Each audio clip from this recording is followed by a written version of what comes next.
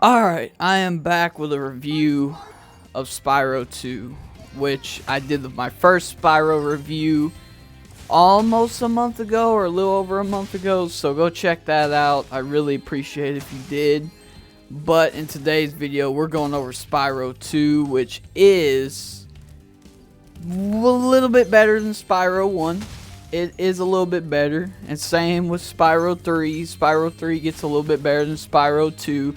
You definitely can tell when you first boot this game up that Spyro 2 is definitely different from Spyro 1. I mean, it's the same concept. It's not a completely different game by any means, but you get a sense that it's a lot more serious, and there's a lot more cast of characters. Now, they're not playable yet, but there is a cast of characters now. There's actually dialogue between characters, because the most dialogue you got between characters in Spyro 1 was pretty much the dragon saying, "Hit the action button to do this" to Spyro, and then there'd be one saying like, "Spyro, it's just like the Norks are pretty nasty" or something like that. And Spyro'd be like, "I can take them." Like, you know, it's just very like straightforward heroic stuff. Pretty much, it's the tale of the Underdragon, if you will.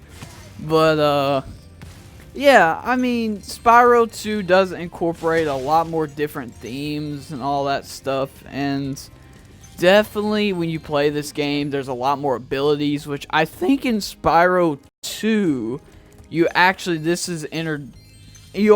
it in the gameplay that you glide, and then at least on Xbox you press Y and you'll jump as you're gliding, and that actually helps to get to a lot of places. It's actually going to be a reoccurring feature that you use in Spyro's 3 and 2, and if you go back to play Spyro 1, you'll realize you could have used that feature in Spyro 1, but you kind of, that's the bad part about going back to Spyro 1 after you play 2 and 3. It's kind of like you love Spyro 1, and then Spyro 2 ups the game, and then Spyro 3 ups the game, and they up themselves every time. So pretty much, another new feature that you can do is climb, which is actually pretty cool. He's a dragon, he has claws, so it makes sense, and he's pretty small, so I'm sure it's not that hard to climb stuff.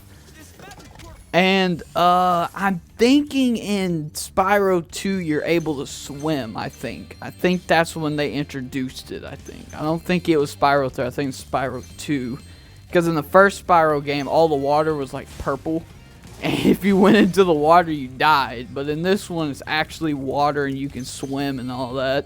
And I think that's it for about the main like new features in the game, which I mean, they're definitely welcomed. And also, a feature you see in the gameplay where like I shoot like a fireball, that you don't unlock that till you've complete Dragon Shores at the very end of the game. So that's not like I'm starting at the first part of the game. So if you start this game and expect to start with a fireball, no, that's for like post 120%, I think it is. But like you'll start out with the regular flame like you do in all the Spyro games. You just get that special like quote unquote gift, I guess you could say, once you've completed Spyro 2 completely, which is pretty cool. It's a pretty cool thing, and I didn't know it saved over into different save files with Spyro 2, so that's actually pretty cool. I did not know that, so that's another thing I learned. But yeah, I mean, Spyro 2 is just like, they're pretty much, they up themselves. It's kind of like with Call of Duty, where they were pumping out games every year, and Spyro 1 was like a hit. They made it to compete with like Mario and Sonic. Well, I mean, it wasn't really made to compete with them, but they wanted the same idea of like a mascot and all that, and they kind of, Crash and Spyro were like dual mascots for the PlayStation at the time. And obviously Spyro is definitely more fun than Crash, and it's definitely a lot easier than Crash. But definitely when you think of PlayStation back in the 90s, you do think of Spyro and Crash, or at least the orange guy and the purple dragon, pretty much. They're pretty iconic characters, especially if you were growing up around that time. But yeah, I mean, just to kind of wrap this review into its whole thing is, this game's cool. It has nice levels. I mean, every Spyro game that I've played between the three, they have good level design.